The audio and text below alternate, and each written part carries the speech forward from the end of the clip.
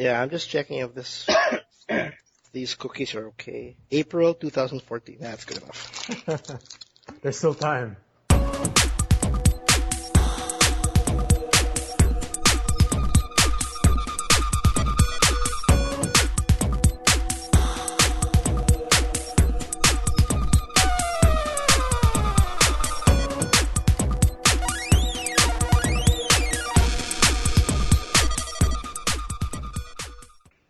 Hey everybody, this is the TMG Podcast. This is episode 24.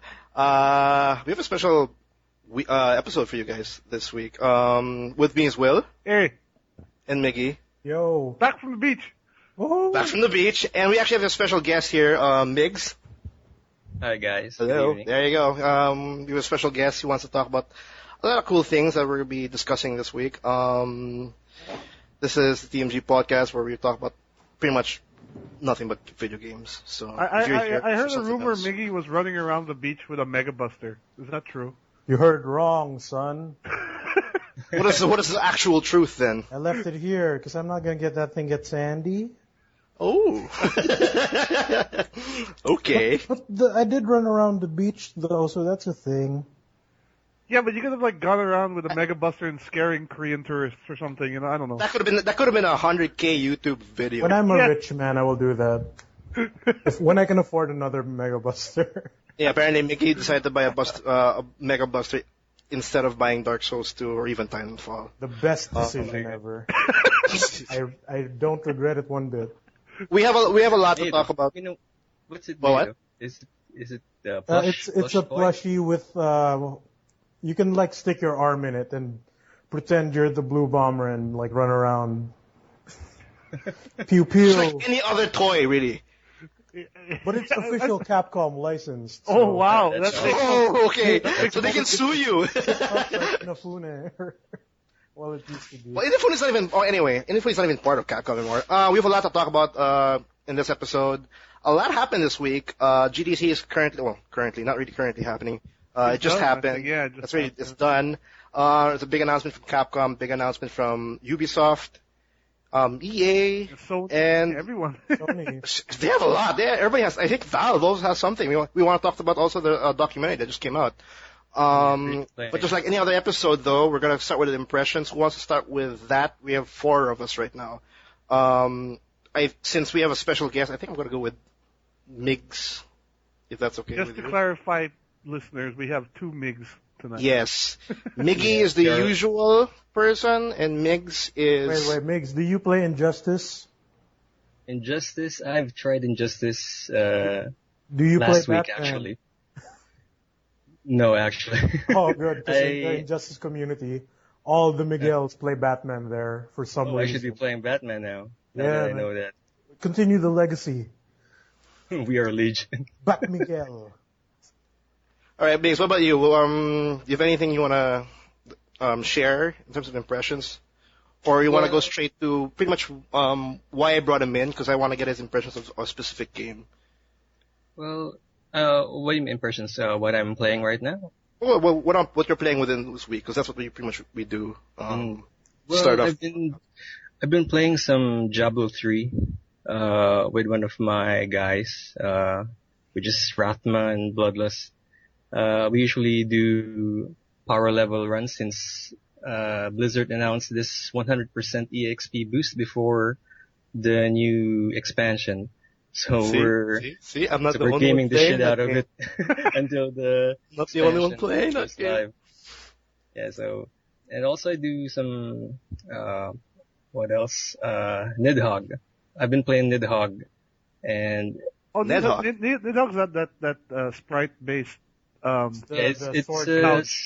it's an 8-bit fencing game. It's actually a fencing game, and it's pretty fun. Yeah, swordplay. So basically, it's a fighting game, but it has its own rules. Like it's not usually you kill this guy. There's no health bar, so it's just one hit. Then it's how can you compare? So side-scrolling dive kick.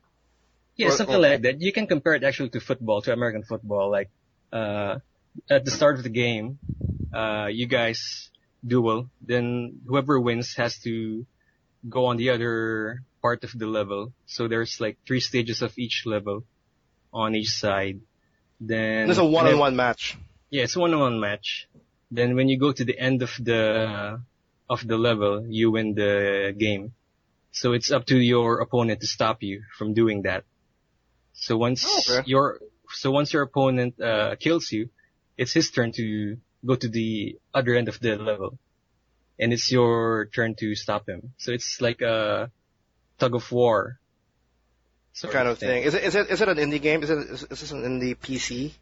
Yeah, it's title? an indie game. Yeah, it's in the PC, but I don't know if there's a console port on PSN or Xbox Live, but I'm definitely not too on sure PC. about that. Yeah, I haven't. It's the first time I actually heard about it. It's the fencing game. God, Yeah. everything. It's actually been gotten some good reviews. It's the appeal is basically it's a hot seat PvP.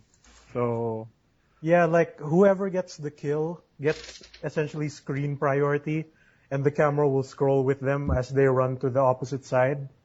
And whoever gets to their opposite side first within 3 screens gets, sacrificed to the great Nidhogg and Yeah. wins. So, in So the the end, great it's- Nidhogg. Okay. Yeah, it's a sort of skyworm. So that's your reward for winning the game. You get eaten by a skyworm. Your rewards to die? Yeah. Yeah, definitely. Fantastic. I like the game already to the point that you have to sacrifice yourself for some god or a creature. It's a skyworm? A Okay. giant wiener in the sky. Fantastic. Okay. How much is this going for though? I'm guessing it's a Steam title or well, Yeah, there's Steam. I mean, it's a Steam game, so I think it's around $10 or $15, something like that. Because when one-on-one. Okay. yeah. So yeah, if you guys are curious on how it looks like and how it how it plays in action, you can drop by on our YouTube account. I mean, on our YouTube channel. Oh yeah, you have some gameplay footage. Okay. Yeah, we had a few matches. It's actually popular in the office. So we've been doing some mini tournaments every Friday. End of the week. Was it a quick match? Like a quick 5-minute It depends. game? Sometimes around 3-5 minutes if you're really good, but That's not so if you're bad. both good, well, me and my friend in the office, we played for around, I think the longest one was 38 minutes. It's just back and forth killing each other. Oh my god. So, That must be So exhausting. if you're really good, you can just pretty much prolong the whole thing for how long you want, yeah, in definitely. a sense. Oh Think about god. all the trash talking you can come up with for 38 minutes of bashing each other's heads. So it's really entertaining. So Okay, that's pretty cool. What about you, Migs? You came from the beach. You got a Mega Buster. That's all we know so far. But I know you bought something recently. I'm not sure if you want to talk about that or something recent or previous. The recent one or the most recent one? I don't know. I know you go bought a with couple of both. games. I'm gonna go with. You're absent, so make up. Hey, Peach, I got 6 absence this sem, right? So Okay.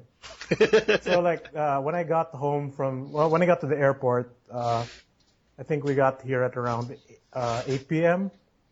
All right. So I rushed as best as I could over to SM Mega Mall and see if I could grab a copy of MGS5 Ground Zeroes. Oh god, we're gonna talk about that game. Okay. Which I made it. I did.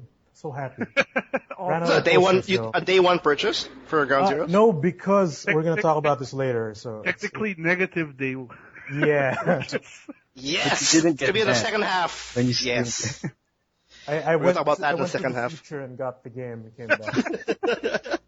All right. So how's this? How's the prologue to what I'm gonna deem the longest game in the next gen? It's Was good, it the it's big? good. Was it the big cutscene? Like No, it wasn't actually. Oh, thank I God. was surprised at how short the opening cutscene was compared to the game. So everyone has heard was it Eurogamer that said that it was 2 hours long? Yeah. And there's even Game been, Informer. there's even been a speed run of someone who finished it in 10 minutes.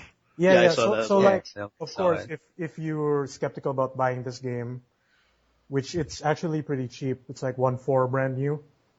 Because of course people who haven't bought the game would see like, oh, it can be beaten in 2 hours. Oh, This is one for the current gen. It can, yeah. I got this on PS3. Oh shit. Wait, previous gen. I'm sorry. So like they say, oh, it can just be beaten in 10 minutes. I don't want to play this game. But like before that video came out, and I played it, I think I spent around an hour 30 before I beat the main mission. Okay, so there's some side stuff to do, and I hear there's also and game. I spent like an hour and 30, right? I watched the 10-minute run like the day it came out, which is like the day after, I think. Yeah. My run was completely different from the 10-minute version. Like I had no idea that you could do what the guy did. And like, I guess he memorized all the guard locations at specific points. Well, it's a speed run, so that's essentially the idea.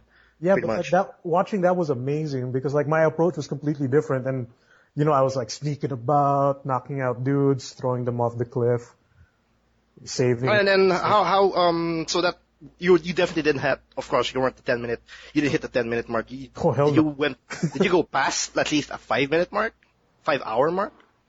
I haven't played it yet since then, but I'm definitely going to go back because once you beat the main mission, you can only play it on normal. Then once you beat it, it unlocks hard mode.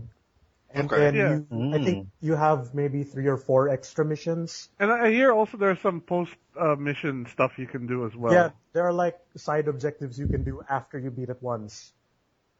Which is like. Is it also true though that you have to unlock, you have to do something further to unlock the DLC? You have to collect something. And, Jamais Vu. I think so. Yeah. You remember in the opening cutscene with the bad guys in their helicopter, they have this like mirrored fox patch, the XOF military badges that they throw out of the helicopter. Yeah. You can collect all 9 of those in the stage, and that unlocks the extra mission. Oh. That will unlock an extra mission in Phantom Pain or in it unlocks the Deja Vu mission on PS3. I see. And the Jamais Vu mission in Xbox. Okay. PS1 Snake and the Raiden mission. So it's a 1-3 game. Essentially, it's also a $20 game. I think it's $20 digital. For digital, yeah. Is it worth it? I think it's worth it because like I beat the main mission right in 1 hour 30. Yeah. I think I found 3 or 4 patches. Because it's definitely not, Kojima and like Konami already deemed it as just a prologue. Yeah. But you have to be, I've seen some people actually get thrown off because they're not too informed and they think it's the full game because we're getting a lot of that. In big letters it says Metal Gear Solid 5 and then little confusing Ground Zero.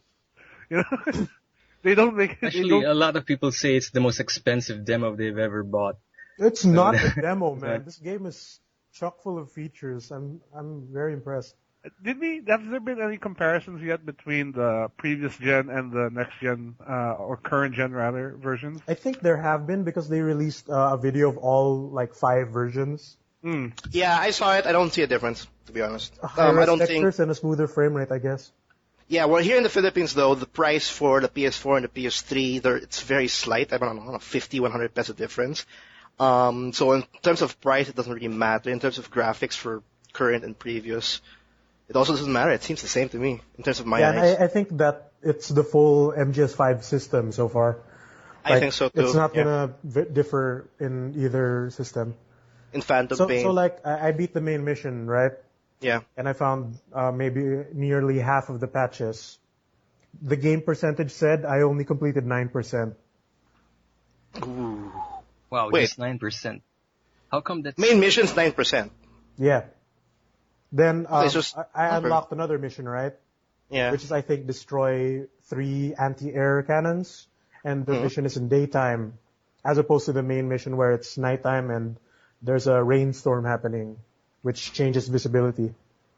I guess it's also this kind of game kind of coincides to what we talked about last week of how media kind of strays away the idea of a specific game. Because, for example, like if Eurogamer and Game Informer were saying that we finished this game in under 2 hours, well, yeah, because technically they have to go through the main story and give an impression of the game. And I think Game Informer was given 2 hours by Konami. Yeah, maybe something like that. Because I'm assuming that when a reviewer or an impressioner goes in, gets the game, they'll go through the meat of the game. They go through the main story, like, oh shit, I'm done. I think you'll do the same if you, for example, play Fallout 3 and then just go through Find Your Dad, and then because that's technically a really short. Yeah, no, that's true. That's absolutely true. Because that's agree. what I'm thinking. And I mean, this is supposed to be the first open world MGS, so they're probably going, balls crazy in terms of adding all the extra side stuff. Yeah, and the price is actually reasonable considering how expensive it must have taken to even just make this quote unquote demo. Quote unquote demo. But is it true though that their helicopter, when you summon a helicopter, you actually get there's a song that they play every single time a helicopter shows up? I'm not like the Rise of the Valkeries. What's right? Was it like the Rise of the Valkeries, I think, was the song? Yeah, every single time. I didn't notice that when I was playing, so I'm gonna have to check again. Because that's how you exit the mission. Okay. Clear or fail. You exit it via the helicopter. So this prologue is pretty much just that one area. Yeah, it's just one island. If you go out of the base and follow the road, it'll say now, oh, you're leaving the mission area, and it fills the screen with static and it can't let you escape. Oh no, he's stuck there forever. Okay. But it's nice. There's a lot you can do in the game. There's you can take out the guards in a lot of ways, and you can drive cars here. Yeah, I saw that actually. That's just amazing. How's the handling of the cars? I mean, how's the driving like GTA when I'm driving. Oh, really? Can you shoot while driving? Can you? I haven't tried, but did you see that video I did where we were supposed to blow up these cannons, right? Oh yeah. And I was wondering, can you drive the truck into it and bail at the last second? And you That's actually one of those those kinds of experiences or those kinds of thoughts. It's just amazing for open world games, and that's the only if you want to play around. Well, even 4 had a ton of systems that you didn't really get to use, like the first person shooting mode, the belly worm crawl. Mm-hmm. Well, because it's useless. Well, it's not really useless, but you don't need it to beat the game. But it's there because Kojima's crazy. Kojima is crazy. Kojima's actually in the game. Yeah, and he looks at the camera. And he looks at the camera and he says, I think he says, kept you waiting or something. I don't know what the hell he says. He says, what took you so long while looking at the camera? Kojima's just trolling now. I know. I bet he's the only character you can't shoot. Oh, really? Well, anyway, I don't know. Who knows? Is there anything else? I just got... Maybe he has another game he wants to talk about. You want to? Yeah. I'm giving you the spotlight because you've been gone for quite a while. I'm making up for it, Coach. Pretty much. So I got today J-Star's Victory Versus on PS3. Yeah, I'm actually pretty curious about this one. Yeah, it's the new jump game. And this is probably not ever going to get an English release, so... Oh, probably not, with all the licensing. Yeah. So, gameplay for those for me, or I'm not sure if Migs knows this game. What is this pretty much in a nutshell? It's a 2-on-2 third-person action brawler game. Okay. So Tenkaichi, Dragon sort of Balls. like that. Yeah, or the Naruto Ninja Storm games. Yeah, it's like that. Ah, that one, yeah. You essentially have 2 characters and 1 assist character, which I think each member shares. Mm-hmm. And you have your variety of attacks, like normals, strong attacks, and special attacks. Oh wait, and then is it a very simple mechanic, or it's just very familiar to previous games like the Naruto games or the Dragon Ball Z games? It's easy for someone fans of those games to jump into this one. Yeah, it's developed by Namco Bandai, and it's an anime game, so it's of course simple gameplay. That's easy to pick up. Yeah, we're probably not gonna see this in Evo anytime soon. Even though it's super Japanese, you can totally pick it up easy. It's fine. And then we have Ghost Fighters. I mean, you have characters from your 90s animes, your today animes. Do you have I think I saw the trailer. Kenshiro's in it, yeah. That one. Yeah, Samurai X is there, Ghost Fighters is there, Dragon Ball. Oh yeah, that. Fist of the North Star is there. Yeah, Kenshiro. This is like every otaku's dream match. Every Shonen Jump manga that you've ever loved. Is there a Gundam in that one? No. No, but they have their own game. It's fine. That'll be hilarious to like see Kenshi fight a Gundam. I don't think Gundam is shown in Jump though, so. Oh yeah, actually It's that's all true. like property based. So is it like an arcade-based kind of game where you pretty much fight, or are they actually bothered to go with the whole story thing? It could be an arcade what game, is- but like there's a sort of story mode where there's a whole open map. Then you like move a boat around and explore. It's like Budokai 3's story mode, where you fly around an overworld and go to specific points and fight. It's like that. Okay. I wonder how the story's gonna go there. I mean, with all those jumbled characters. There's a story, man. There's like dialogue, but I don't understand. There's a multi-universe. Yeah, it's They're probably competing for something, though. I don't know. The wiki said they all have goals, but like whatever. It's anime characters fighting, doesn't matter. They've managed to make stories out of weirder stuff, like that Project X Zone or. Oh yeah, when in doubt, multiverse. That's the thing. Yeah, they'll come up with some bullshit like that.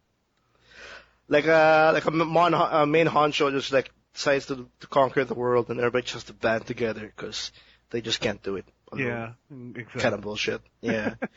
Power of goodness will prevail. So how much does this cost? Because I got. Do you know the main baddie? I don't know. Shinchan? It's in Japanese. I don't know. And there's like it's a Japanese import, and it costs around how much here locally?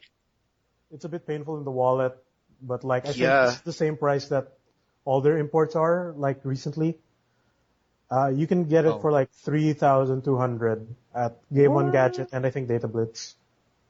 Yeah, that's what we call Japanese the PS3 import. version. The Vita version, I think there's a 251 and a 4,001. How come it's that expensive? I mean, import. Yeah, and Japanese games are really expensive. Like I think a standard game is 8,000 yen, which is like 3,000 pesos or something. Wow. Yeah. Well, is there anything else though aside from your whole anime thing, and then we have MGS? Well, I've played something new today. I picked up a game called Banished on Steam.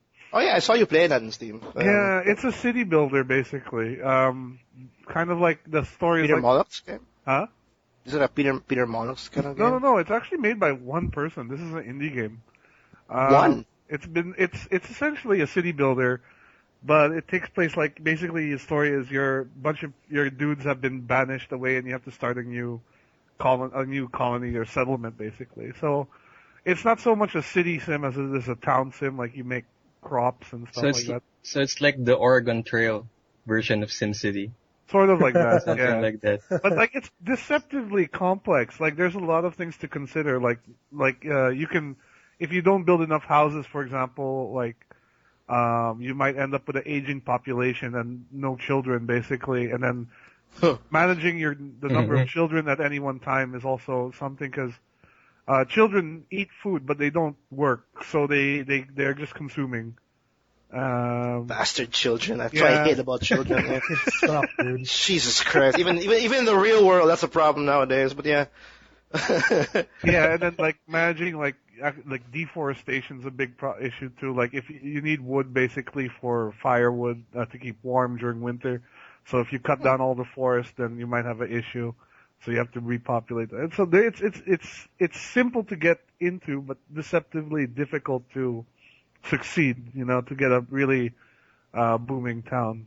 So it has actually a deep. It has deep gameplay in terms of town management. Yeah, it's actually quite deep, and I'm enjoying it a lot. Like the music's very zen. At some points, you're just watching your town go about its business.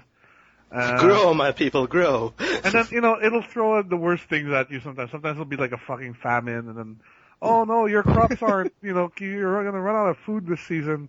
You don't have like a UFO showing up and just stealing the people, I think right? the worst thing that's happened to me so far was a cyclone went through part of my village. But if anyone's been looking for a new city builder since the last SimCity was a piece of crap, like I could totally recommend. Yeah, Will did not like that one.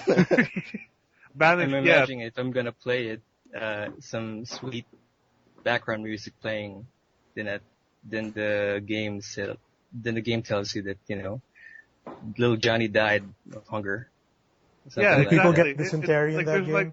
No, not dysentery. She was like, so-and-so froze to death, or so-and-so starved to death. Johnny Froze died? to death. So-and-so died during I childbirth. just saw Johnny yesterday and he was fine. How did he die? I saw Johnny 5 minutes ago. He was eating all my food. What, did he get run over? Did the Warthog finally fucking charge him? What happened there? It's $20 on Steam, and it's well worth it, I think, in my opinion. $20 early access, $20 like full-on release. Full on already. It's a full release already. Because I'm getting sick of all the early access already, to be honest, in Steam. Yeah. Like, it's kind of, Being incomplete games. Too many green lights. pretty much, yeah, like Daisy, And it's Starbound. deceptively small. It's less than 1 gig, but it looks good. Like the game looks. Oh, that's not 1 gig, okay. Yeah, the game looks pretty good actually. I was quite surprised. Alright, well for me, I haven't been playing anything.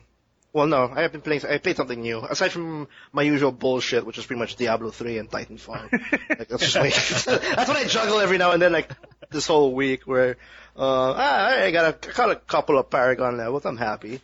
Let's do some Titanfall. I play around. No, I want to play more Diablo. I juggle that 2 games.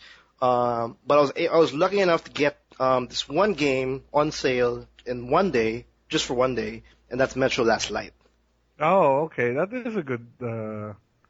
God, I've been wanting that game for the longest time, and then when I saw it at $10, I'm like, yeah, I'll just get it. I mean, Is it a horror game?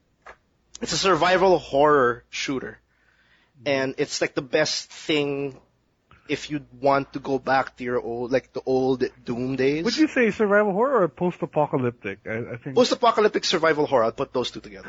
So it's like Stalker. Yeah, because that's what it was. Graphics. It's a gorgeous game. Yeah, but Metro Last Light was actually it is a lot like Stalker, because it's also a Russian or Ukrainian game, I think, right? It's a Russian game, yeah, and apparently every single person, even the aliens in that game, are Russian. I don't know why. It's funny. Because why Yeah, why not, right? It's a great game. It looks gorgeous. It has, if you know Metro 2033, if you played the first one, because this is pretty much the sequel of the first one, which is Metro 2033. If you've played that and you like that one, then you will not go wrong with Metro Last Light. It's pretty much the same game with more improved gameplay, a better story technically, and a way better graphic engine. I'm not too sure what graphics engine they're using. Maybe they just improved it, but pretty much they improved everything across the board for this sequel, and I pretty much like it. I think I finished it yesterday. I think, yeah, I finished it yesterday. Did you like did you find the stripper scene a little bit off though? Like, out of curiosity, because I played this too, and that scene came out of nowhere. Yeah, it did. It did come out of nowhere because technically I finished Metro Last Light live. I was live streaming my playthrough. Yeah. And then I had a couple of people watching, and then I actually went to that scene you're talking about, and then it just happened all of a sudden. I threw money at this chick, and all of a sudden her tits were out. I mean, like, I'm like, okay, wait, should I black it? I blacked it out. I blacked the stream out, and then the people in chat were like wondering, it's a mature game. You don't have to black it out. And then I'm like, I don't know. I don't want to get banned. I don't want my account to get banned. So I'll black it out. You guys have seen, there's a lot of tits on the internet anyway, so. Just look it up. Just look it up if you want to, if you want it that bad. But yeah, strippers. Are you talking about the hooker one? Yeah, when you basically like pay her bullets to give you a lap dance. Yeah, that came out of nowhere because it's actually in conjunction to the main story where you're doing something and all of a sudden you go to this room, you pretty much silence you put your hand on a hooker's mouth, and then when the person of interest leaves. Carlos is not selling this game very well right now. I'm not. I'm definitely not, but I'm definitely telling what the hell happened. And then, last hooker. Yeah, but when you press E, there you go. It's coming. Something flies. I paid her so much money just to see if something. Oh, you played again? Okay, because I just got the hell out of there. You should make a T-shirt. Press E to tits. Pretty much. That's pretty much what happened. It's like $2 maybe. I don't know. 5 bullets, I think. Or 5 bullets. Yeah, I forgot. It's Metro Last Light. But moving back to what the game's all about.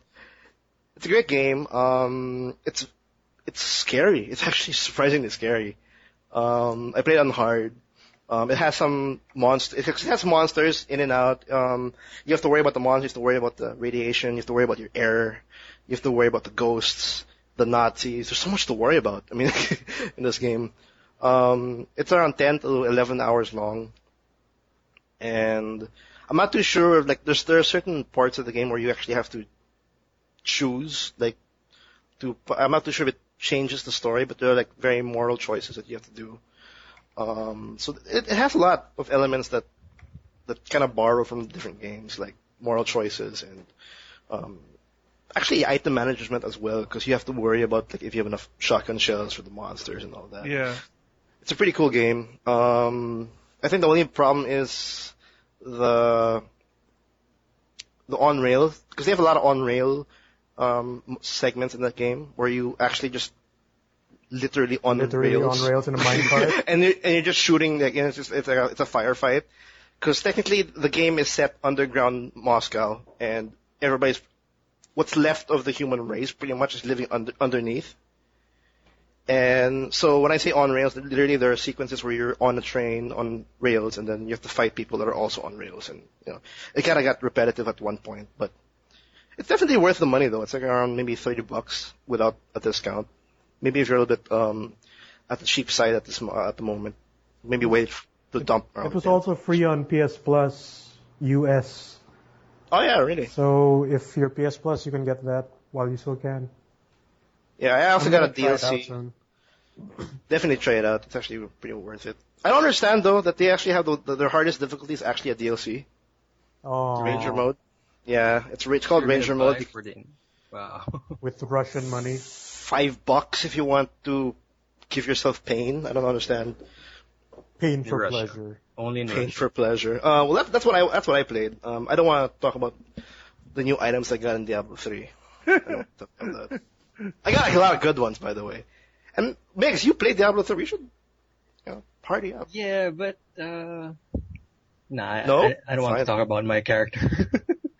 Well, I mean, when I played Diablo, I usually go with my friends. I mean, I play with my friends, so I just let it slide, I just let it Okay, so I'm not your just let friend. it roll. I get it.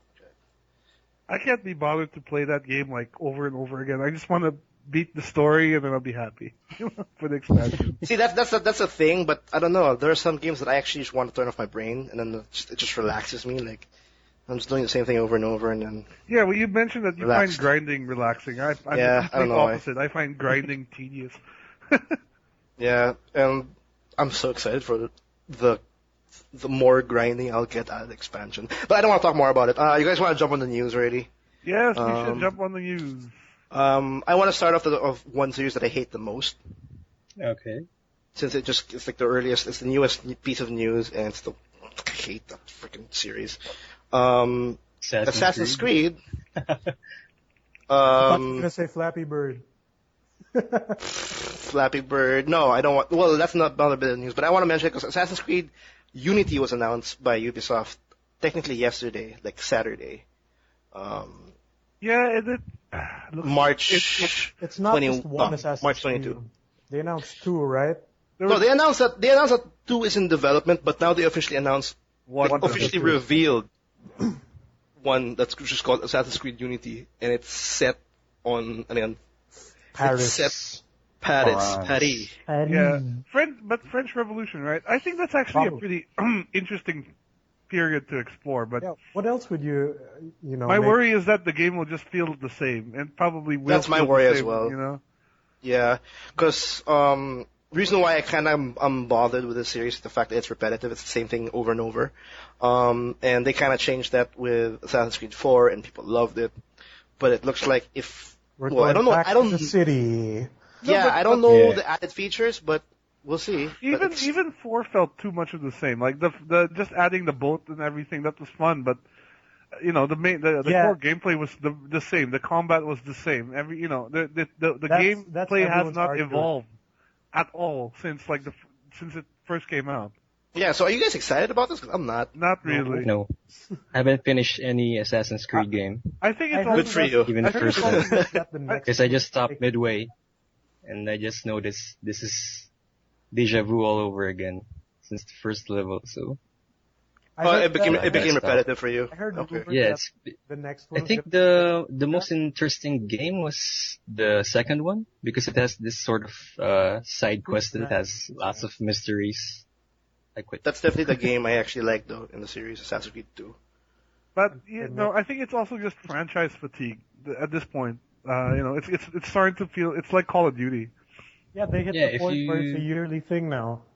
Yeah, exactly. It's weird because like Miggy's right. They announced that they're currently developing 2 games, and they announced Unity yesterday, and they're stating that Unity is of course the setting, blah blah blah. They've been working on this game for 3 years. Now, I don't know how many fucking people. I don't know how many people are working at Ubisoft on the same franchise. I don't understand. Have, like, different teams for each game? I'm assuming they have 3 or 4 teams doing Assassin's Creed. Is that why some games suck while the others aren't? I think so. Like, they said Assassin's Creed 3 has been worked for like 3 years because they're making a new engine. Same with 4. I mean, I don't know how they're scheduling these things, but it looks like they have multiple teams. Or they're just like bullshit. Call of Duty all over again. It pretty much Assassin's Duty. Assassin's Duty. So I'm not really. It's announced. There's a teaser trailer already out. Nothing. There's nothing really interesting about it. But this is the first Assassin's Creed that is now just next gen. It was only announced for Xbox One and PS4 and PC.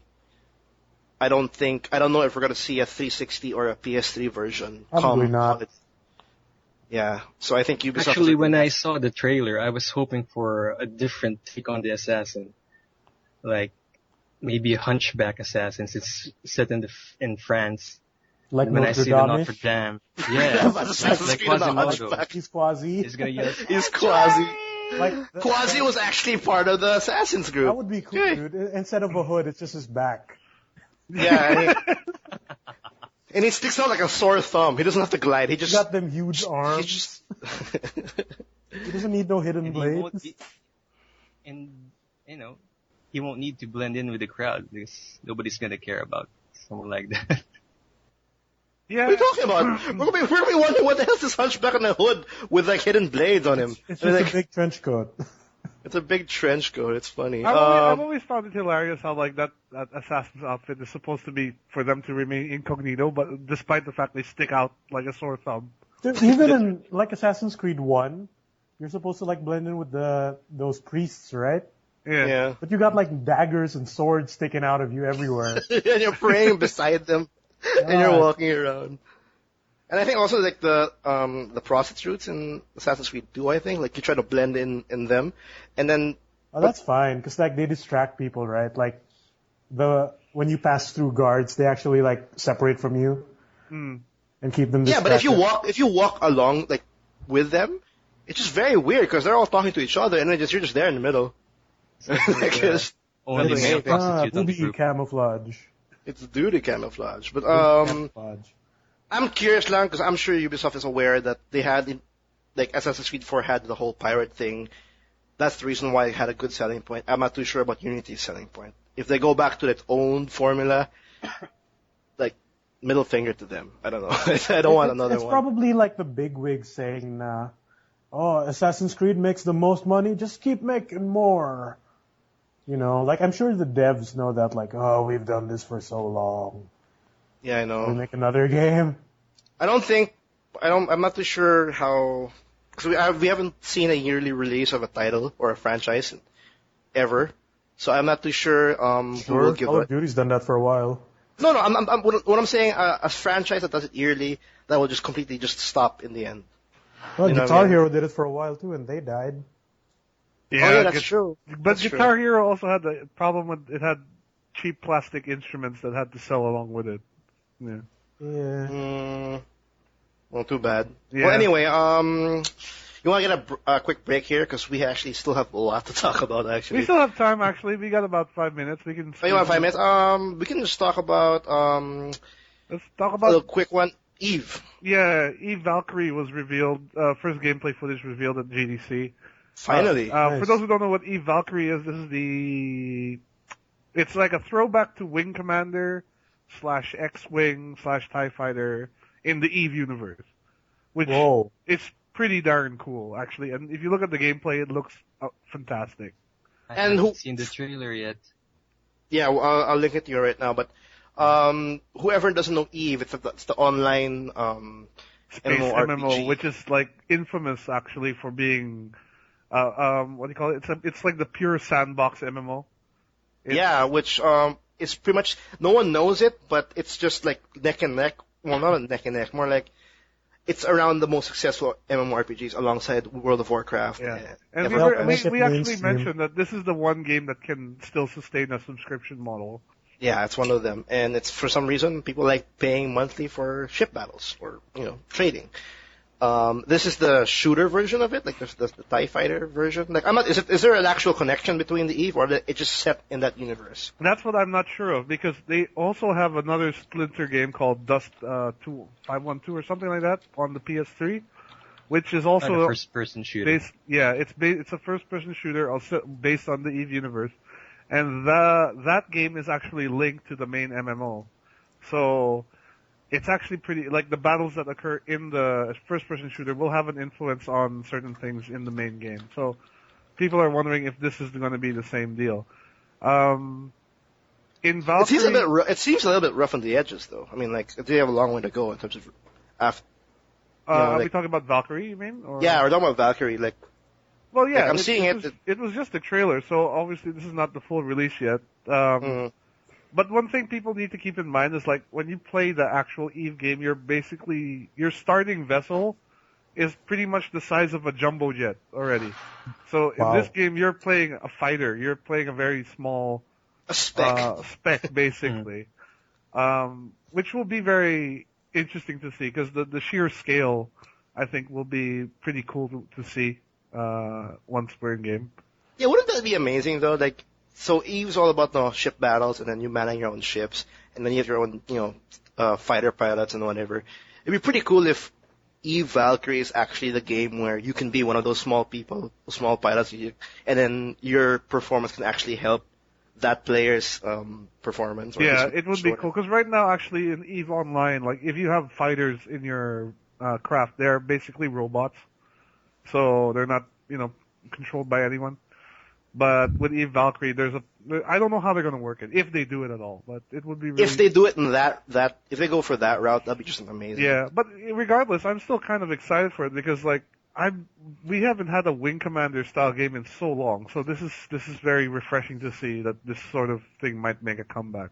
That's true, though. We haven't had anything like that. I mean, or anything when it involves flying. Space flight simulator, yeah, basically. Pretty much, yeah. So there's no date for Eve Valkyrie, but they just finally showed some footage in GDC. Is this one Oculus Rift exclusive, or you don't need the Oculus Rift? It's included, yeah. It was actually originally used, footage was used as a demo for the Oculus Rift, but the reaction was so good that they decided, let's make a full-on game. Oh, nice. Yeah, so this is definitely going to have Oculus Rift support. I'm pretty sure you can still play it without it, though, if necessary. Yeah, most Oculus Rift games will have, like, regular PC or Mac releases. Yeah. Like, I think Oculus Rift, like, one of the games that they tested with was, like, Team Fortress, like, stuff like that. Like, there's some games that you don't have to go, like, full-on Oculus Rift. Speaking of Oculus Rift, we have something we want to talk about in the second half, because GDC is not all about games. It's pretty much the games developer conference. Sony has a big announcement. Well, was it a big announcement? People actually knew it was coming, to be honest. They've been building it up for a while now. They actually made a whole hubbub about it, though, because, okay, you want to just get it out of the way already, since you mentioned it. Yeah, since we're there already, we pretty much segue from Oculus to that. Sony announced that they are doing VR stuff. Yeah, meaning... it's Project Morpheus. I think that's the name they're calling it. Yeah, Project Morpheus, and I was literally looking for any Matrix joke, in their presentation, and it never happened, sadly. I would be impressed if the advertisement for that was Lawrence Fishburne. Was it? No. Well, no, like the blue pill or the red pill. Yeah. One of them is suppository. I'm still. I'd be impressed if that will eventually happen. That would be so meta. Easy to... Yeah, come on, Project Morpheus VR. But that's like the code name for it, right? It's not the official name. Yeah. Yeah, of course, but it's just that they had to use Morpheus, and it had to be for the VR set. I'm actually really curious though, like, because the Oculus Rift as it is already very difficult to get, or very expensive to get, right? Yeah. They ran out of materials to make it. Yeah, exactly. So how is, Sony gonna, I don't know how Sony plans to sell this thing, but I can't see this as being at a very obtainable price point. If their personal 3D viewer was going for 40,000 to 50,000 pesos. Yeah, during the how PS4 much is launch. this gonna cost? That's true, and this also coincides with the PS4i. Right. If ever, it's gonna work with the PS4i. I just don't know if it's gonna be. For me, I'm really just wondering if we're actually if the community is actually ready for VR. Because we're all still like, oh my god, Oculus Rift, and then all of a sudden Sony's jumping ship. That's the thing. First of all, first they need to price it right. Because if it's not priced right, no one's going to buy it. And if no one buys it, then no developer is going to bother making features for it, on their game. Yeah. Exactly. So, we'll see, because I don't know how much they're planning to sell this thing at, but I can't imagine it being very cheap, How much was the Kinect on release, though? The Kinect was about $100, I think. If it can hit around that, if it hits that price point, then possibly. Yeah. But I doubt it. I doubt it though. For me, I think I hope they get it to work right, and not make false promises like how the Kinect is still failing miserably. Yeah. Until now, yeah. But they haven't given because even if it's expensive, as long as it does it right, it will pave the way for this type of interaction or genre or whatever for peripherals. So if it fails, it's gonna suck. Because honestly, Sony hasn't done that kind of innovation. Because Nintendo had the motion controls. Yeah, Nintendo had the motion controls. Microsoft, as much as we didn't like it, had Kinect. Sony never had an actual this is my tech. They just ripped off the Wii. It's got buttons, man. That's their secret. I remember that commercial. Yeah. Buttons. In the future, we have these things called buttons. So yeah, as Project Morpheus, they now have a VR headset. I think did they demo it with something? I think they demoed it with actually, they have been, the people who did try it have spoken well of it, but maybe they were paid personally speaking, this is my opinion only, anything VR related, I'm always very skeptical about, because VR has been trying to happen for the absolute longest time in the gaming industry. Yeah. Nintendo tried it and failed. Even Sega tried it back in the Genesis days. Did they? Oh yeah, they had that the weird Sega Activator. The Activator. The Activator. Oh god, no wonder this thing exists. I didn't know that. Yeah. There's a video about it. And then I know they had the so I'm not sure. Is this really well, it's got to start somewhere, but I don't know if this is it. It's gonna start somewhere, and if whoever's excited for a virtual headset, honestly, in my opinion, at this point, don't look at Sony at this moment. Look at the Oculus Rift, because they had more. What you need to get if you're going. Yeah, it looks like I'm not sure who's doing it, but that team who's doing the Oculus Rift, which is by the way with Cormac right now. The id guys, the guy who actually developed the id Doom engine. Yeah, pretty much Doom. He's working on the Oculus Rift, so I'd bet my money on him and his team that's working on the Oculus Rift. Sony will have to wait and see. I just saw the ad for Activator. It's really hilarious. That's amazing. I know. I'm pretty sure that thing doesn't work at all either. Wasn't there a Tekken 5 controller where it was boxing gloves? Was there? I remember seeing those in Tekken 5? Yeah. And they would only demo Steve and no one else. Because it works for Steve only. Because technically he was the only one with gloves. Fantastic. But yeah, that's it about Sony's announcement. We'll do a quick break here. Just a really quick break. On the second half, we'll talk about something that happened locally, as well as other stuff that, Flappy Bird stuff, documentary stuff. Flappy Birds. Something to do with Capcom, which is, again, more bullshit. Yeah. We'll be We'll be right back, and thanks for listening in.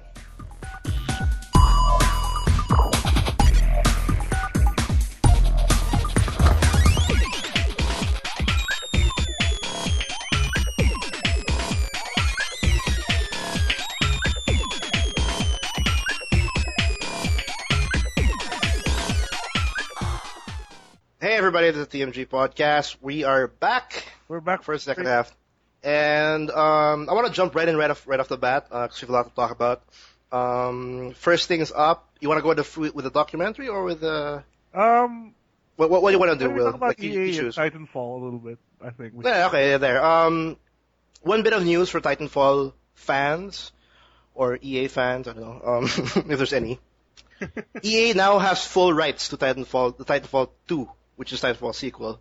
And why that's big news is because that means it could actually be multi-platform. So we could see It's going to be multi-platform, considering how the PS4 is selling compared to the Xbox One. Although we have yet to see whether Titanfall has made a real impact on sales. I'm seeing news already that's saying that it's the best decision Microsoft's ever done.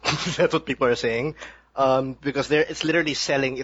Titanfall's literally shipping consoles to people's houses now. It's definitely effective. I'm not too sure how effective yet, but it's definitely like they can see a shift in their sales thanks to Titanfall. So you think? Does Microsoft still have an opportunity to throw a bunch of money at EA to make it another exclusive? You think, or? I'm sure Microsoft is going to be like pushing for that, but I'm not too sure if that ship has sailed yet. Yeah, not to mention it must be a huge, it's going to be a ridiculous amount too, considering... that cream is horrible. Oh, I'm stinging.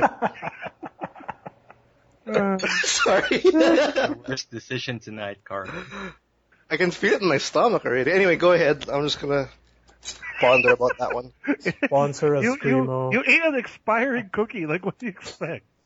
Yeah, but in the break, I kind of did something stupid. Anyway, go ahead. EA probably has their sales guys crunching numbers and saying, yo, if we make it on PS4, we can estimate this many sales. So if Microsoft is going to ask for an exclusive, they'll have to, whatever that amount is going to be pretty big, I think. Oh my god. Did I just hear Are we hearing? So, yeah, how about that Titanfall game, right? Still on. Yeah, I know. Thank God for wireless headset, and that's really horrible. Sorry. Titanfall. It's all black, too. Okay. DK, bro? Yeah, I'm okay. It makes sense that they actually are talking about a sequel now, though. Yeah. This makes me happy that it's going to be multi-platform. Yeah, people, Sony fans can actually get a piece out of that already. Multi-platform in a sense, we could see it in the Wii U. I doubt it. No way. That would be cool, because technically that's the only reason why when you say multi-platform, it means it's going to the PS4. Of course. The sequel. So, Titanfall's a great game. Migs, what is your thoughts of Titanfall? Like, this is actually one of the reasons why I actually sent you. I sent you the invite to join this episode. You have it too? Cool. Yeah, me and Migs have been killing shit. Literally. Well, I can sum up with only one word, which is fun. It's very fun. It's very action oriented. Yeah, and it's a bit stripped down because it's only a multiplayer game. But they included the campaign multiplayer part. Yeah, but that feels so. Yeah, it's just a multiplayer game. Yeah, it's tacked on with only a bunch of people talking about something that you're not going to listen to anyway because you're busy. Because you're too busy. Yeah, actually, you know what? The multiplayer, I played the first campaign and I was like at the end of it, I'm not really spoiling a lot, huh? No, you're not. I don't even know the fucking story until now. I'm never playing it for 40 hours. Dude was like gonna sacrifice himself for some great heroic cause. I'm like, who the fuck is this guy? Yeah, like who are you, and why do we want to shed a tear for you? I mean, like, what are we fighting for? What are we doing? Titanfall is a great game. It has a great foundation. I up to now, I'm still playing it. I'm like 40 hours in. It's a great game. overall. But of course, there's still some lacking. Like campaign kind of sucks. Yeah, definitely. That's the only that's my only gripe about the game. I mean, everything's very good in terms of balance as well as the modes, but the campaign kind of falls short. Yeah, and it's actually missing a lot of features you'd expect in multiplayer also, like Oh yeah, definitely, like clans. like there's no way to kick and someone off a observers. team. Like if you're like trying to get your clan together, there's no clan support either. Yeah, I can't kick Migs out. But I can't, like, if I want to do, I can't. Is it, well, for me, I was, like, thinking about it, because Will, shared with me the review of Angry Joe. Yeah, Angry Joe And I has a think good overview. It was a really good review.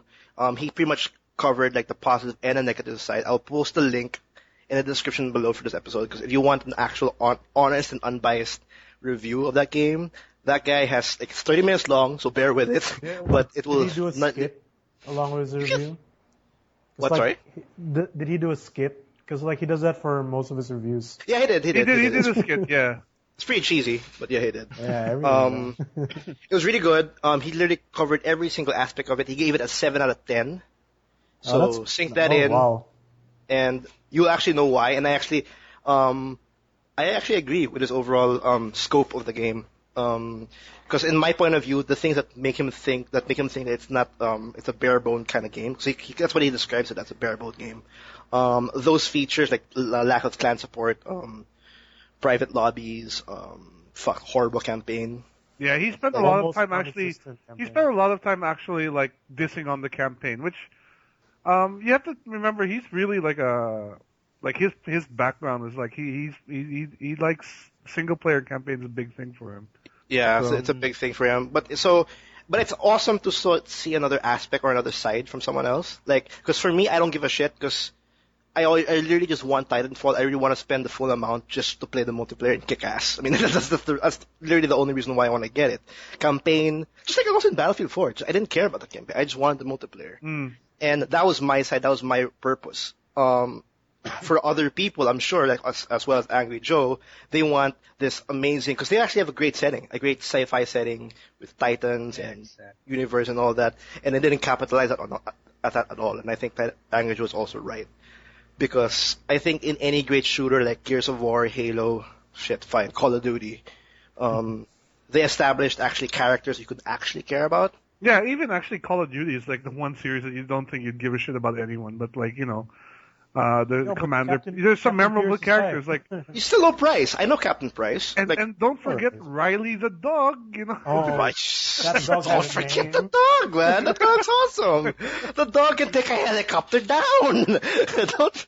That's it's memorable. Titanfall, that's what it's lacking. It doesn't have any characters where you go that awesome guy. Who's that guy who sacrificed himself for us? Could have been the campaign mode. I didn't even know why he sacrificed himself.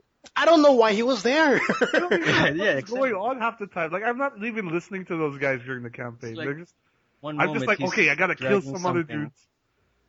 Yeah, it's literally. It's to the point that I don't even want to start the IMF campaign because I finished the Rebel campaign. IMC. The IMC campaign is basically gonna be the same shit from the other side. Yeah, and I'm like, do I really want to do that? Well, you kind of want to do it if you want to get the other chassis. The other chassis. I know I have to eventually, but I'm putting it off as much as I can. Yeah, I know. So it's still a great game as what it's meant to be, but overall, like reviewers giving it a 10 out of 10, 9 out of 10. I don't think that's actually very accurate. To be honest, I guess in the States, people buy their shooters just for the multiplayer, right? Like most of them don't bother with the campaign.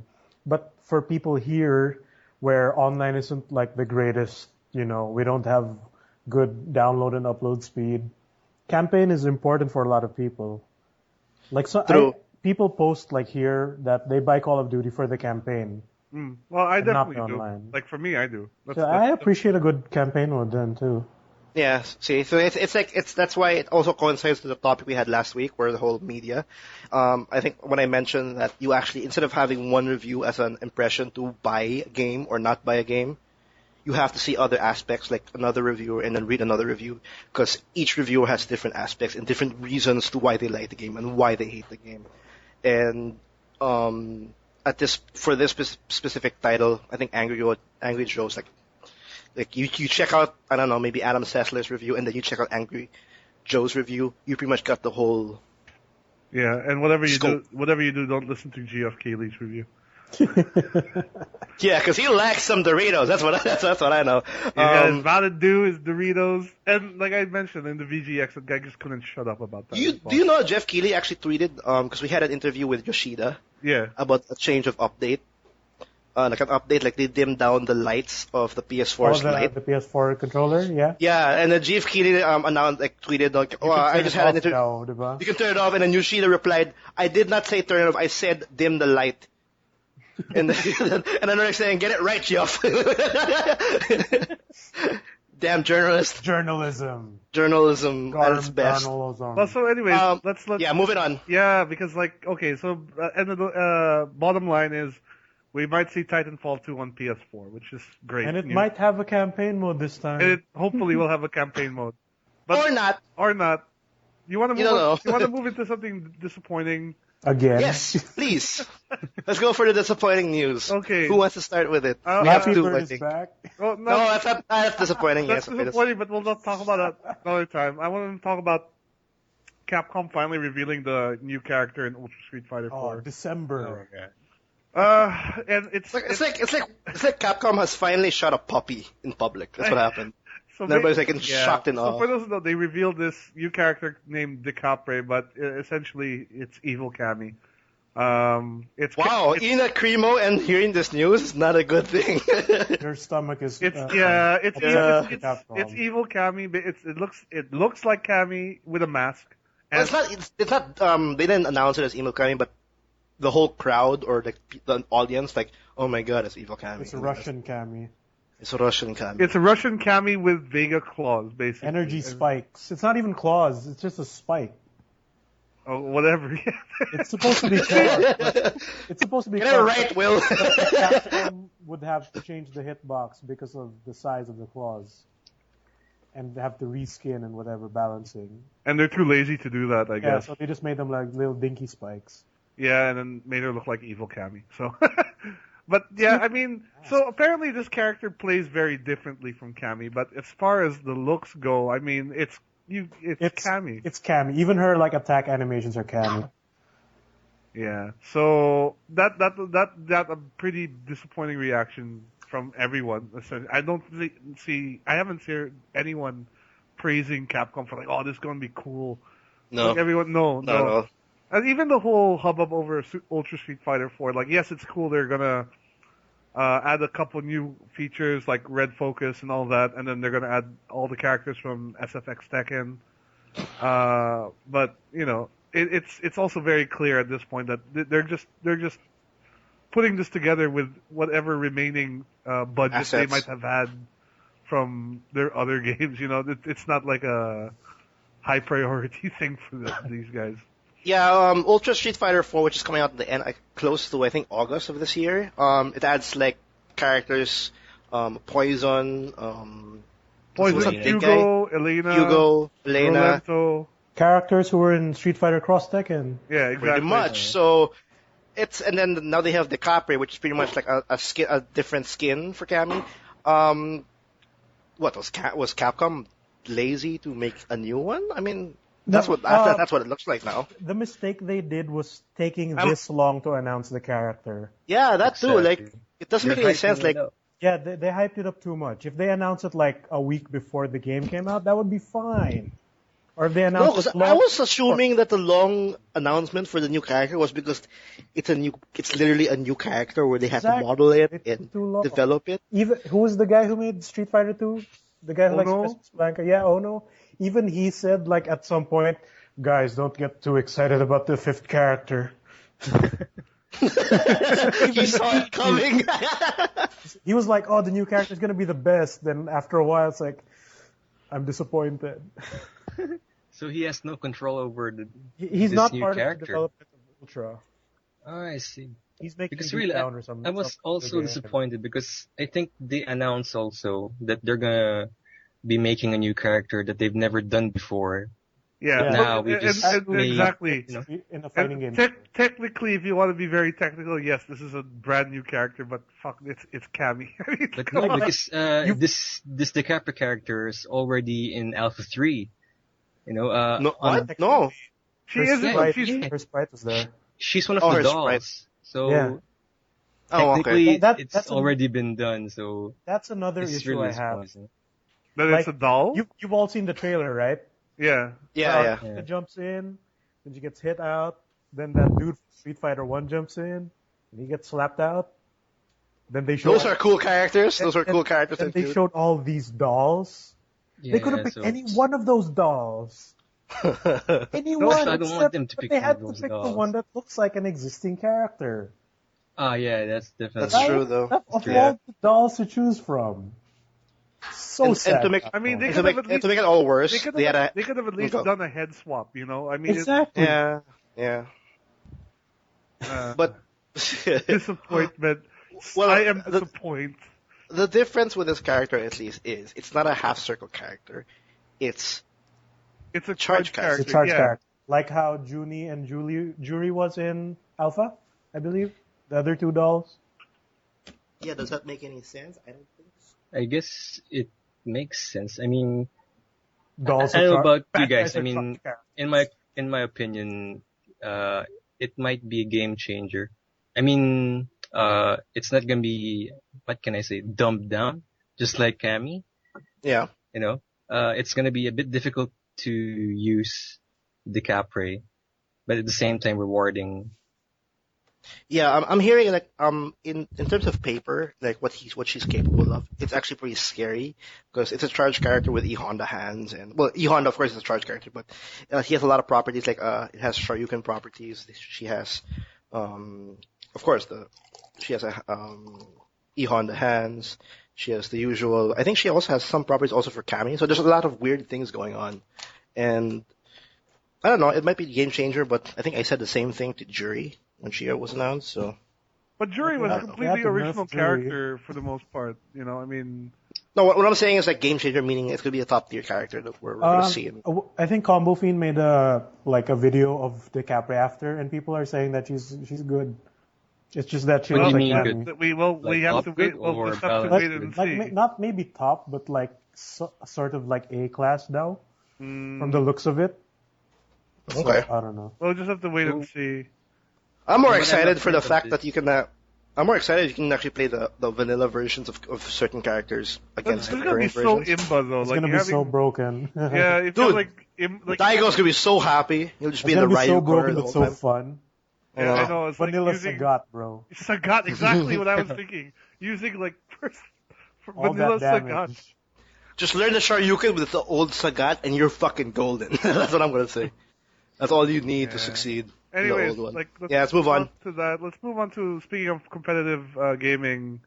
Valve released the free-to-play documentary. The Dota. It's a documentary on competitive Dota 2. And that More specifically, it's actually the first event that had a $1 million $1 million prize pot. Yeah, International. Wow. It's the biggest prize pot ever in I think esports history. yeah. And this was Thanks, Gabe Newell. this was back in Esports. was it 2011, 2012? I think so. 2012, yeah. Yeah, and it follows three individuals, basically, Singaporean guy, a Ukrainian, and the American guy who... And actually, I enjoyed the documentary. I thought it was very good look at the life of what it takes to become like a real esports player. And No, and how important that prize pool is. Like, it would change people's lives. Because we're talking about $1 million. yeah, no, not just people's lives, but also the whole competitive scene in general. Because with that much money, you have to take it seriously. You know, it's not just like a little dinky tournament. This is It's huge. not just a video game anymore. Yeah. It's not. And the three people we mentioned was it's Dandy, I can't pronounce it, but it's HYHY. And yeah, Fear, from Singapore. and Fear from the US, which is actually one of the best US players in the world. Well, Fear is now the team leader for Evil Geniuses. EG. Yeah. Yeah. Oh, wow. He I don't know what happened to the Singaporean guy. He got back with his girlfriend. That's what Spoiler alert! Sorry, Meg. I'm Damn sorry. it. That's literally a spoiler alert.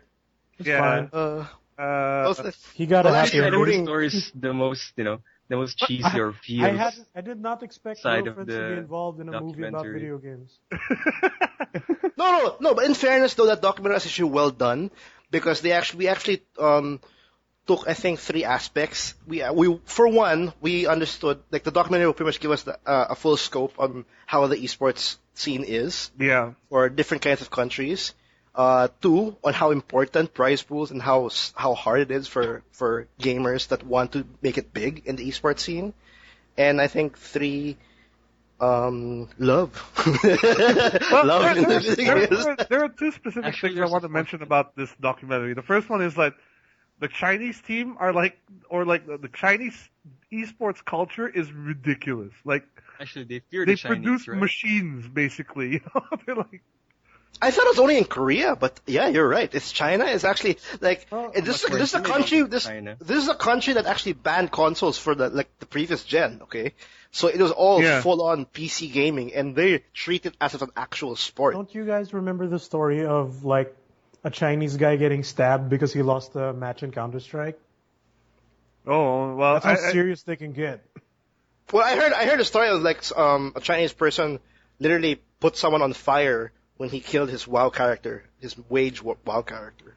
that's nuts. Scary, man. But like, what I like about this Something like documentary that. is like how they introduced the Chinese team, eHome specifically, how Yeah, definitely. and how they're, Prestige. well, how they built them. You know, like they live basically in a camp, in a Dota camp. You know, they live and eat and they breathe Dota. And like, I'm not too sure who went first there, because that's also seen now in the Korean scene for StarCraft, because they have actually a house where all they do is play StarCraft 24/7 and but just like literally train. what I found interesting was that there wasn't a specific player in that team who people knew. It was the team as a whole.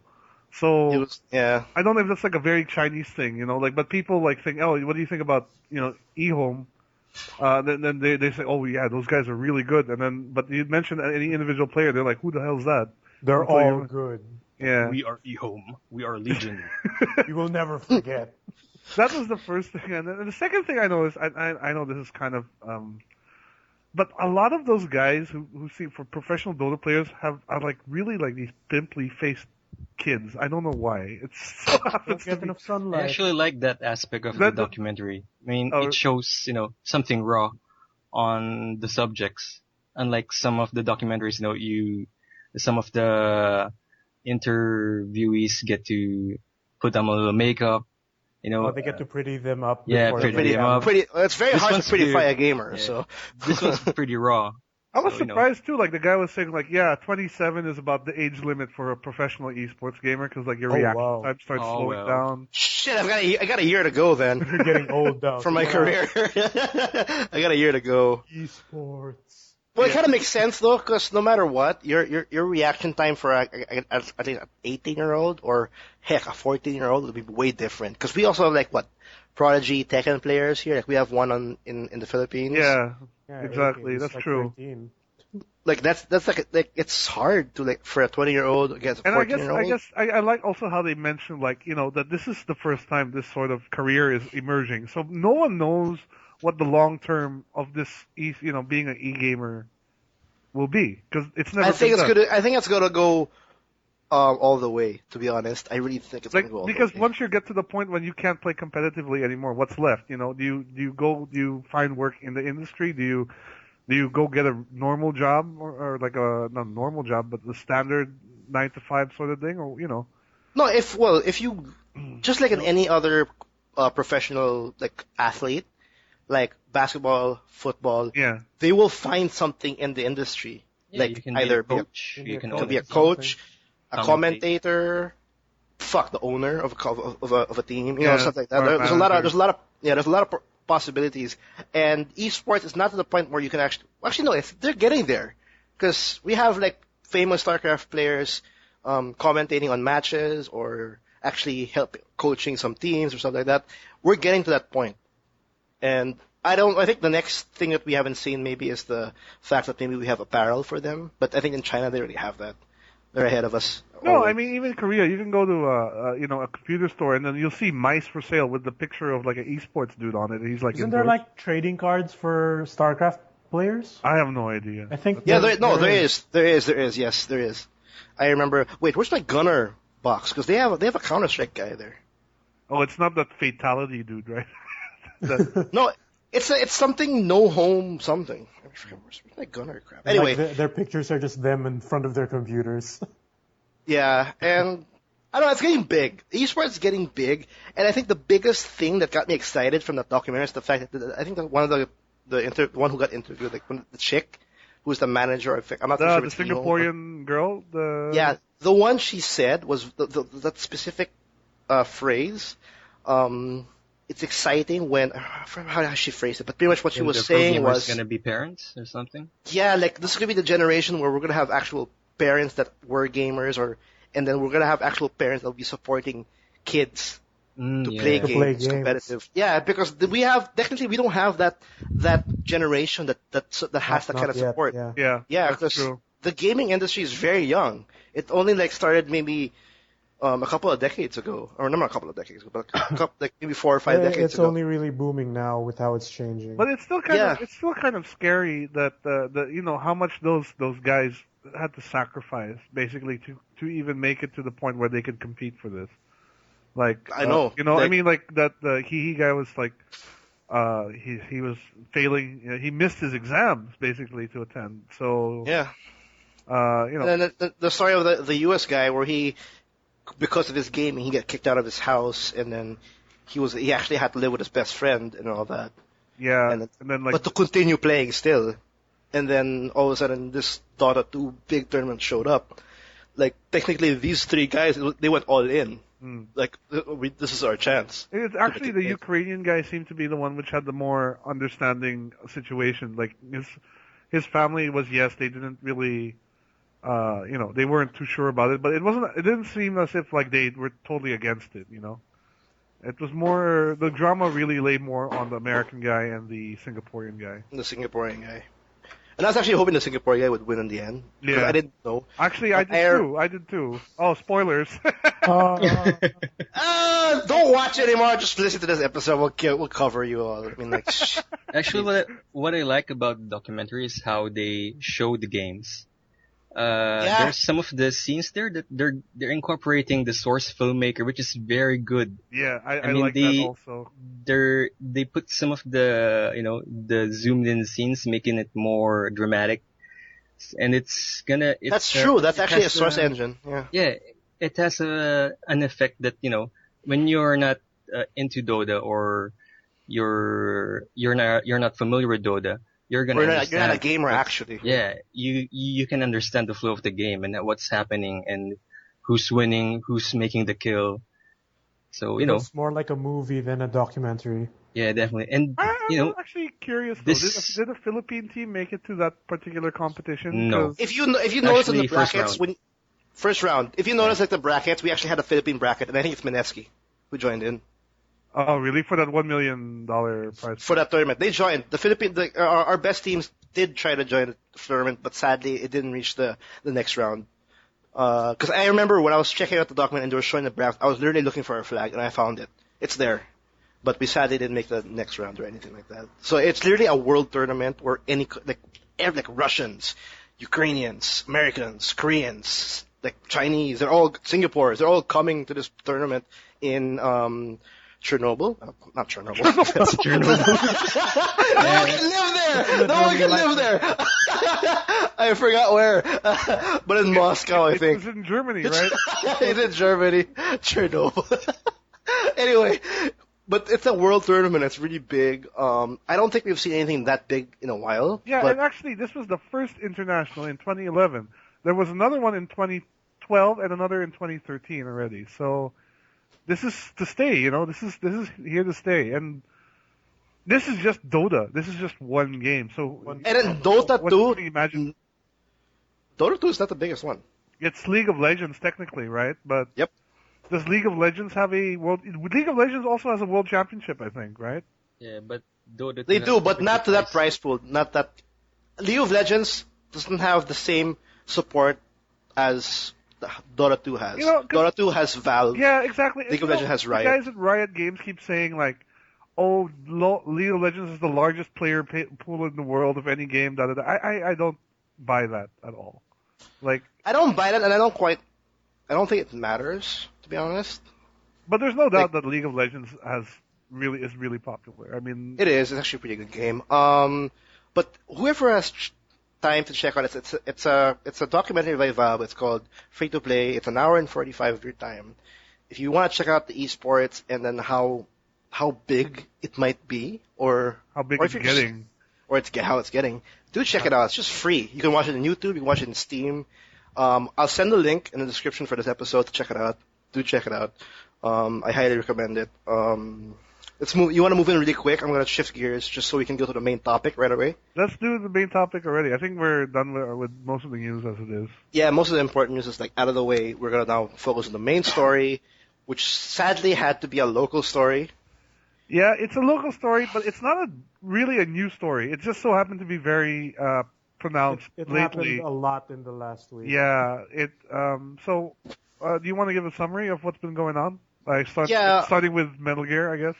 Yeah, on March 14, Metal Gear Solid Ground Zeroes was released in the Philippines. And if anybody's who was following Metal Gear Solid Ground Zeroes, it's supposed to come out on the 18th for us. Yeah, even the shop said they would come out on the 18th. Yeah, even the one who actually broke the street date said it was going to come out on March 18th. Yeah. And all of a sudden it was released, people bought it.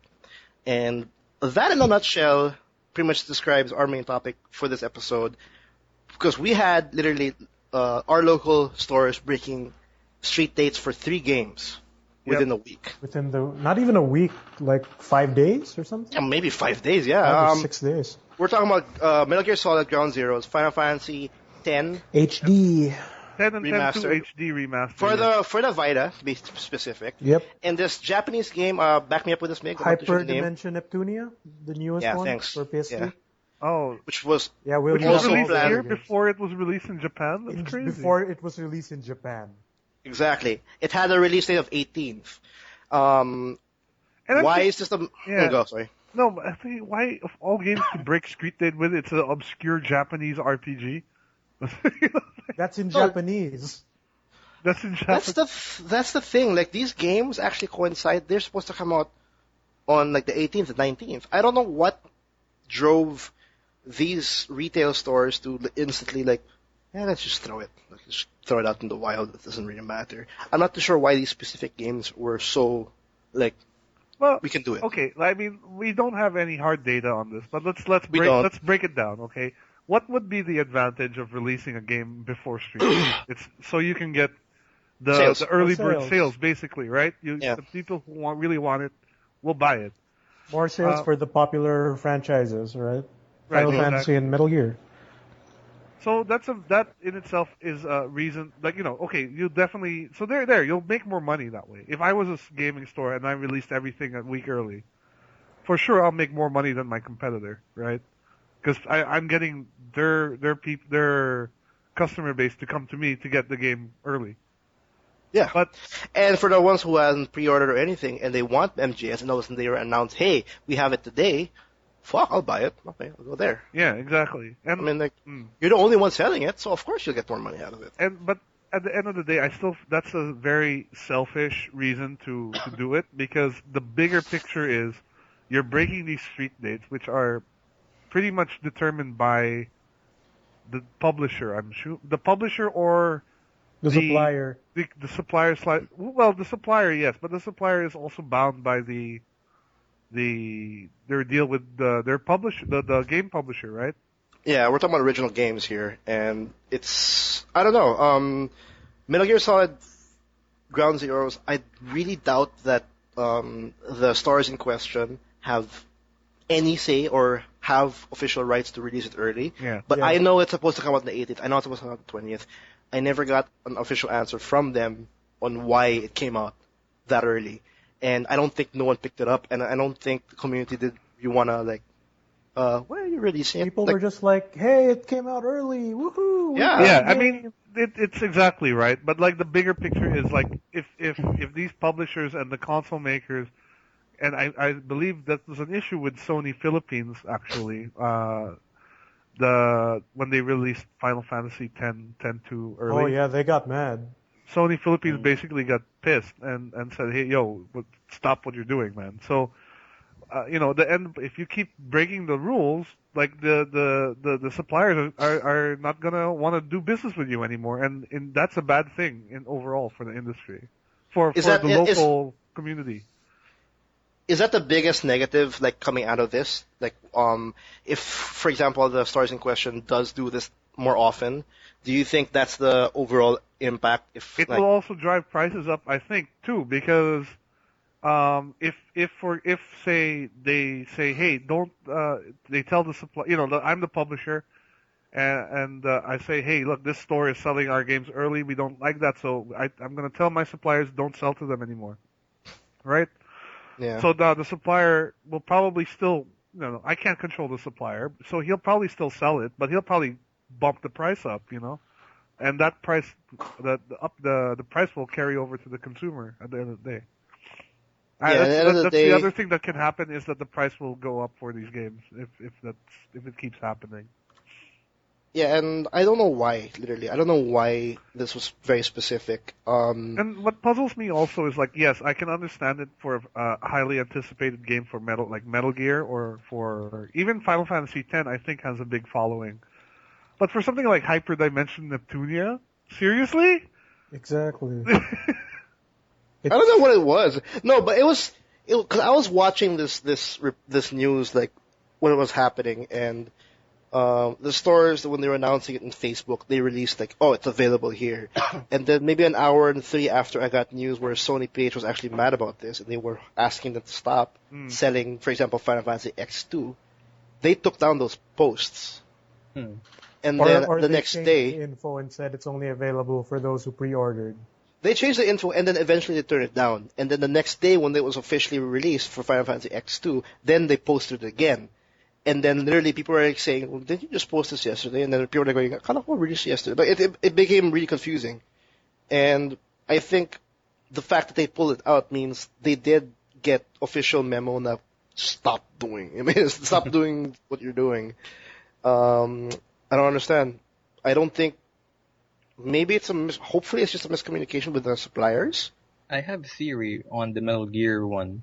Yeah, let's hear it. Go ahead, like, please. We're just speculating here. Because, since, if I were the store and I want to sell this game, and it's gonna be very short, and some people will not like it, so, why not sell it earlier before the reviews come out? Oh god, that was like actually my worry, because that's a possibility, because literally, March 14 was the release of Metal Gear Solid Ground Zeroes here in the Philippines. Yeah, and there was it sold, yeah, and there's no reviews, no launch trailer, definitely no marketing, because I'm sure it was planned for next week or whatever, because this is literally a week early release. Yeah, we were even worried about getting banned for streaming it earlier as well, right? Yeah, I wanted to. I don't. Then get this. When the game released, so the reviews piled up, right? Some of the sites like Polygon, they just rated it 5 out of 10.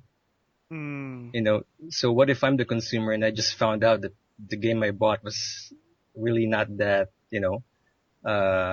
worth buying? But still, it's in the consumer, If you're a fan of the game, why not? But that misinformation could be enough to drive you away from buying it. Definitely. No, definitely, because when I was following the discussion about Metal Gear Solid Ground Zeroes on the PS4 forum in Facebook, people were like wondering, like, is it worth it for 2 hours long? Because when they hear it was 2 hours, like, they're all like, is this worth it na kaya? I think I'll just wait it for I'll wait lang for Phantom Pain and all that. That was their impression right away. If Miggy's theory is if his theory was correct, then it could be possible that they'll just drive on the fact that just don't mention about the length. We know it's a 2-hour game. No one knows it. That means that someone intentionally planned to release it early then. Yeah, which is, I think, like a thing, if that theory if that theory is true, then that's like the worst outcome out of this. That makes it much more sinister than. Yeah, I mean, just for sales, right? Because. But ultimately, what other reason would you have to release it early if not for sales? You know, that's the only reason you would do it, in my opinion. Of course, because sales. Their only concern is sales, no matter what. It's a store. And it happened to be the weekend of like payday for most people as well. Ah, yeah, that would be another thing theory. as well. Yes, 14, which I think was a Saturday or the 15th. 14 was a Friday because you know how I found out about that. Yeah. Because me and Arlie, we went on vacation then. Yeah. I found out through him because like the moment we got off the plane, he pulled out his phone, went like 3G, and he said like, "What the hell? I'm just found out now," and he pre-ordered the game. So he was worried that he would run out of like the pre-order bonus, which was, I think, double-sided poster. Oh, okay. And yeah, lo and behold, when I got my game on Monday, they were all out of posters. Ooh, that's. Yeah, even though the posters they're supposed to have a poster for all the people who pre-ordered, but some shops just give them out. Right. I think that's bad.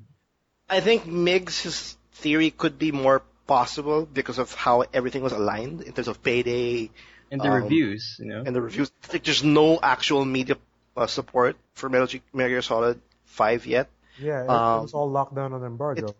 Yeah, it was all locked in an embargo. This possibly, I hope not. I hope someone just slipped in and said, let's do it. Or I just, because if it is, that's horrible.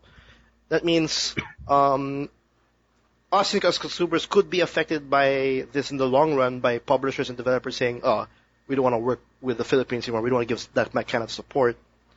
And then in the short run, we don't know when games come out anymore. We can't say that this comes out on the 20th, but if it's all, we're technically at the mercy of, the retail stores. Yep. Because, they're not, they're kind of being more true to the release dates, but it's still not 100% sure. We might get it a week after. We might get it late. Yeah, they don't give actual, unless you have a pre-order. And also the regioning, right? Like they're not very clear with their information about that. Yeah, I know. Like you want a very Metal Gear Solid Ground Zero. No, actually, for example, I think you want Titanfall, for example, on your Xbox One, but they only have the PAL version. Yeah, that happened. Hello? That happens, yeah. Hello. Well, even like the recent South Park Stick of Truth, remember that whole with the censoring, the censoring that happened there. So thank God for Will for telling me that I think the PC version was the censored one. The PC version they have in the store is the Australian version, which is censored. Super weird. Australian. Have you guys? I was literally planning to buy that. It's an amazing game, actually, yeah. No, I haven't played it, but it's very funny. Oh, it really is, yeah. It would be better if it wasn't censored. Yeah, exactly. Yeah. But yeah, at the end of the day, this is a tactic that will make profits for the seller, but at the end of the day, it does nothing. It actually is detrimental to the community and the local industry at large. So, I'm actually curious we're what concerned gamers in this. Yeah. We're very concerned on the long run because if, for example, out of nowhere, we start, making sumbong, we tell Konami, we have the game out officially here, dudes. And they what would they do to us to damage the sales here? And I don't know, but I don't want to. It's definitely bad for us, and that just ruins any possibility of maybe the Philippines being an official place for publishers and developers to exactly. Because promote. Right now, the Philippines is already a bad place to be for our reputation because of piracy, right? So what more? When our original games, which it's very in the big scheme of things, is very limited in its distribution, it's also being fucked around with. And what more is, our community as a whole is very quiet. We talk, but we talk amongst ourselves. We don't really voice it out as hard. And that's another problem. When shit like this happened, when I was looking for people actually wondering why it's released, no one wondered about it.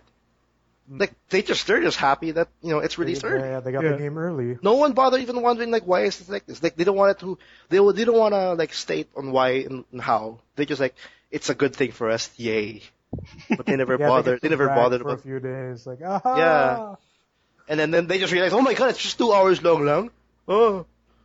I mean, like it's that's another concern that community also has to voice out and be more vocal about these kinds of things because it will really affect us in the long run. Yep. Especially because this kind of action would literally affects the possibility of, for example, PSN and Xbox Live adding us to their list of countries. Yeah, just that.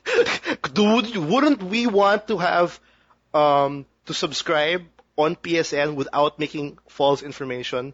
Like I am in the US or I'm in fucking Hong Kong. Or like being able to use our own credit cards to buy stuff. Yeah, these kinds of moves affect that possibility of actually I live in Esteban Luna in the Philippines. Like we can't do that yet. Like I think Xbox Live has it, but if you actually do that, there's nothing you can't do anything with the Xbox Live feature. There's no like regioning. I don't have YouTube if I do that. Oh, really? I don't have depending on and then location. there are specific because I can Xbox Live has a Philippine region, but there's only specific games you can buy in that region. Like, so it's very in the limited. long run, you're better off having That's a US region. Yeah, so it's very bare bones. So overall, my point is, it affects us in the long run, and I just hope that people who see this, voice out and say something. And I don't know, I don't remember seeing this before though. Is this the first time though? Oh no, they've broken like street dates before, but like this is I think this is the only time where we had like 3 games. Yeah, like release, yeah, and like that issue where with Final Fantasy X HD, where one store released it early, and another store released it early and said, well, they broke the street date, so we're gonna do it too. Yeah, that's actually the full story of Final Fantasy Remastered. That's what made us pay attention to this issue. Because of like that reasoning. Now, they broke street date. Come here in. Yeah, I made a post about that in the site, and then I actually placed a screenshot of the conversation and actually the store saying, someone broke the street date, so we'll do it too. Yeah. And I don't blame them for doing that because they're losing sales otherwise. Yeah, they're losing customers, but still, right? But the integrity of the store, right? I mean, that's bad practice when it comes to being honest for the consumers. To be honest to the consumers. Yeah, and the developers, because like for example, Sony PH caught wind of this and then say, hey, I know what you're doing. I mean, stop doing it. I think they caught wind of this because that store posted their reasoning. Somebody broke the street date. Yeah. So we actually have a post of it. Read up more about it, or actually get more involved. You can actually, if you actually check the timelines, they actually did this because on Facebook. If you check the timelines of these retail stores, you can actually see inconsistencies. Like it really is released early, but you can. Well, I think we'll talk more about it maybe in the next episode. Because I think there's a lot. Or when they do it again.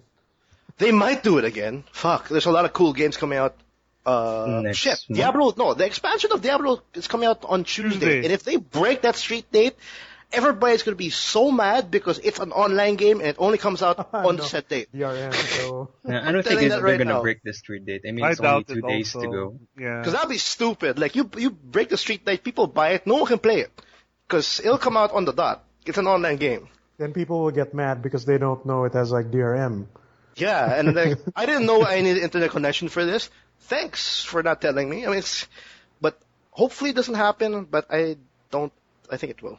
So, final thoughts before we wrap it up? I hope like they get the information that they get from their suppliers like straightens out, because like the street date thing isn't. I guess it's like, since it's happened before, I don't really have a problem with that. But like the regioning. Yeah. Like again, yeah. I bought J-Star's Victory Versus, right? That's a Japanese game. again, they said that it's Region 2 only. Region 2 is Europe. So yeah, how does that work?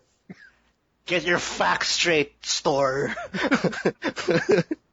That's another issue, regions, because we'd like to stop buying US regions, to be honest. Like, it's cheap. I like how I use regions. But like, even though technically most of our consoles are, at least Sony's consoles are region free, the games still have regions, and with that comes region locked content. Yeah, exactly. Which is partially why I like buying US versions, because my PSN is US PlayStation Network. And I think the forums now for like these like for the consoles, for the PCs and all that, and then asking if this region will work, this DLC, I think it's just very tiresome and it's very cluttered now, and Facebook asking those questions over and over again. And I'm like, you need an FAQ, but of course they'll ignore the FAQ because they don't like reading a long word and it's so stupid. Too long to read. It's 130 comments. You know what? Actually, it makes me wonder too. Do you remember this store also were the ones who kind of broke street date with releasing the PS4 console itself, because they were able to get US versions of the console. Was it then? No, well, technically, yeah. Technically, they kind of did. Right? Because we did have a launch on, when was that, Migs? We went to the PS4 launch officially. Sometime in December, I think. Yeah. But they had it already. They had you could buy a US PlayStation 4. Yeah, they ordered US versions of the consoles to sell here. Yeah, and Xbox Ones as well. I remember that. Yeah. Yep. So technically, they kind of also broke the street gate, but we never really had an official date for us. Yeah. Or maybe that's the loophole for all of them on why they can do this. But I think we'll talk about it in the next, hopefully in the next episode. The Philippines doesn't exist. It's not on my PSN.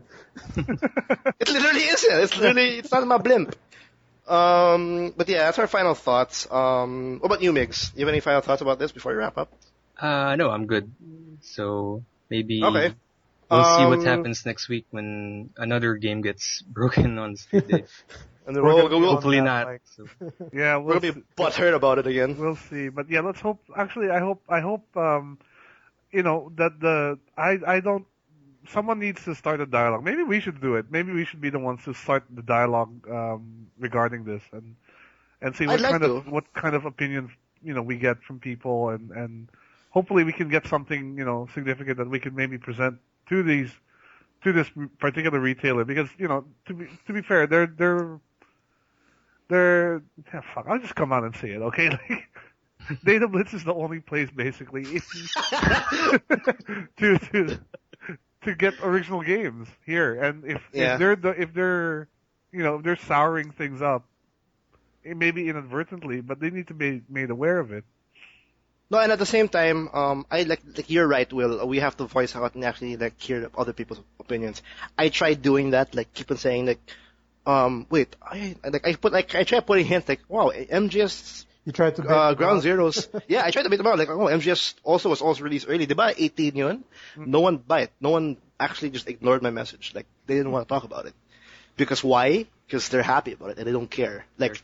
Hopefully we change that kind of mentality, because again, in the long run, we're greatly affected. My final thoughts, I think, with this whole thing is the fact that I hope these Data Blitz and the others get sanctioned for what they did with the Final Fantasy, because at least they know that they need to get slapped on the wrist for this. Yeah, they need a slap on the wrist, a big one. So sometimes it will greatly affect us on how legit we can be in the gaming industry for the Philippines. Yeah, they need to understand that games are a thing here in this country. And it's slowly growing, so they have to take it seriously.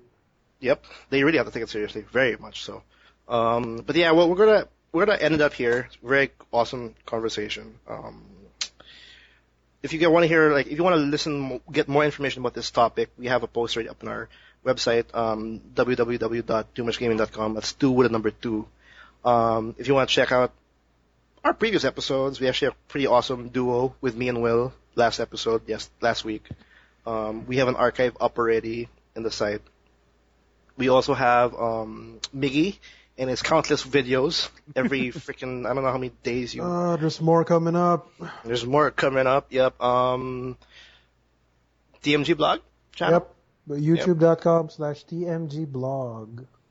if you wanna, if you like what we've discussed so far, please rate us, comment because we're in iTunes. Yeah, dude, we need that. Subscribe to us on iTunes. Go to iTunes, subscribe, support us, all that jazz. We're officially in iTunes. Migs, what's your